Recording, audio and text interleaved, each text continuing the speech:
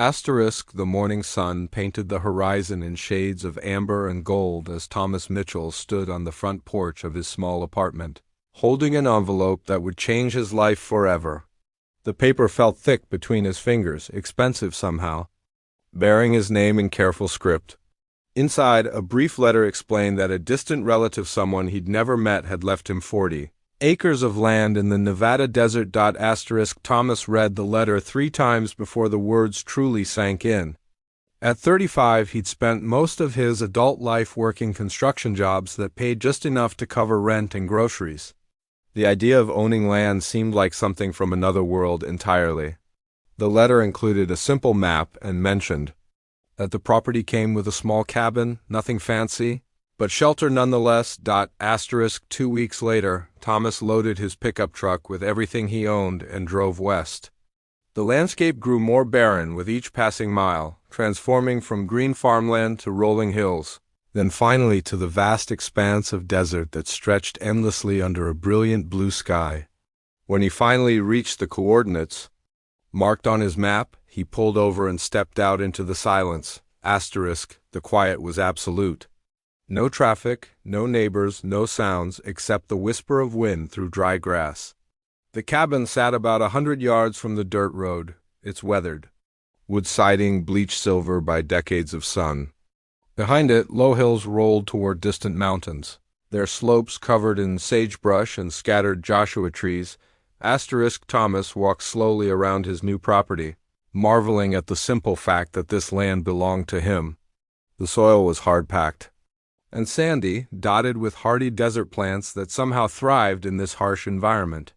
Near the cabin, he found an old well with a hand pump that actually worked, drawing up clear cold water from deep underground. The cabin itself was basic but solid, 2 rooms, a stone fireplace, and windows that looked out over the endless desert.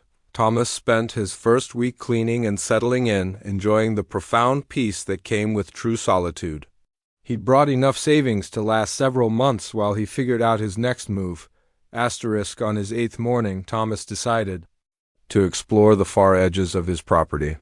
He'd been walking for about 20 minutes when something caught his eye, a small depression in the ground, almost perfectly round, about the size of a dinner plate.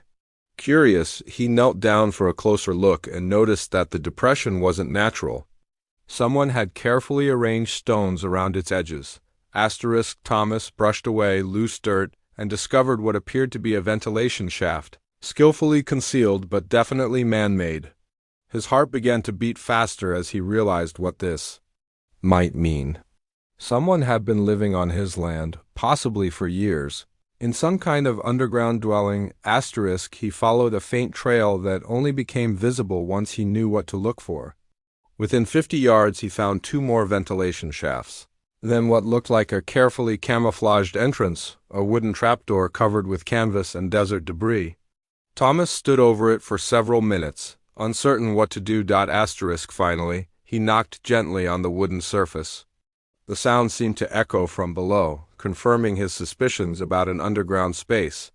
After a long moment, he called out softly, "Hello? Is anyone down there? I'm not here to cause trouble." Silence stretched for what felt like an eternity.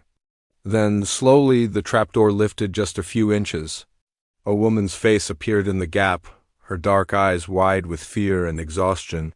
She looked to be in her 30s, with black hair pulled back and dirt smudged on her cheek. "Please," Thomas said, raising his hands to show he meant no harm. "I'm Thomas. I just found out I own this land. I had no idea anyone was living here." The woman studied his face carefully before opening the trapdoor wider. In accented but clear English, she said, "I am Lynn. We have been here 3 years." Thomas took a step back to give her space as she emerged from the underground dwelling. She was followed by a man about her age, then by a girl who couldn't have been more than 8 years old. All 3 looked thin but healthy, their clothes worn but clean. "We built this place ourselves," the man said, introducing himself as Way. "We had nowhere else to go.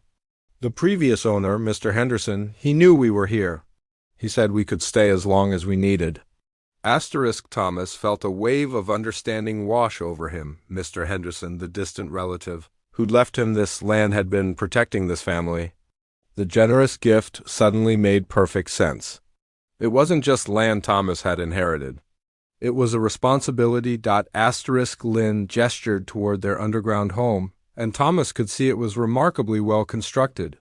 They'd dug into a natural depression between two hills, reinforcing the walls with salvaged materials and creating a space that stayed cool in summer and warm in winter.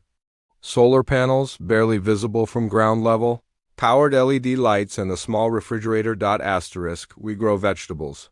The little girl, May, said proudly, pointing to a carefully tended garden that Thomas now realized he'd mistaken for natural desert. Plants. Mama taught me which one's like the desert. Over the following hours, Thomas learned their story. Wei and Lin had come to America with dreams of building a better life for their daughter. When economic hardship struck and they lost their apartment, they'd used Wei's construction skills to create this hidden refuge. They'd been surviving on odd jobs in their small garden, always fearful of discovery. Mr. Henderson would visit sometimes, Lin explained. He brought supplies, never asked for anything in return. When he got sick last year, he told us someone new would inherit the land eventually. He said he hoped that person would understand. Thomas spent the rest of the day with the family, sharing a simple meal of vegetables from their garden and rice they'd cooked on a small propane burner. As the sun began to set, painting the desert in brilliant colors, he realized he'd found something he hadn't even known he was looking for. Not just solitude, but purpose. Mr. Henderson was right, Thomas said finally. I do understand. This is your home. I won't change that. The relief on their faces was overwhelming. May ran to Thomas and hugged his leg while Lin wiped tears from her eyes. Wei shook his hand firmly, gratitude evident in his expression. Over the following weeks, Thomas worked with Wei to improve their underground home, using his construction experience to reinforce walls and improve ventilation. They installed a proper entrance that could be secured from inside, and Thomas helped them establish a small business selling vegetables to restaurants in the nearest town, 40 miles away. Lin taught Thomas about desert gardening, showing him which plants could thrive with minimal water.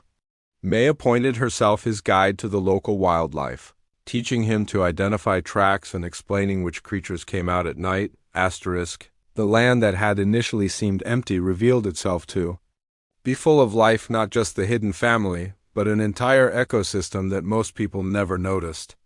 Thomas learned to see the desert not as barren wasteland, but as a complex, beautiful environment where life found a way to flourish, despite harsh conditions.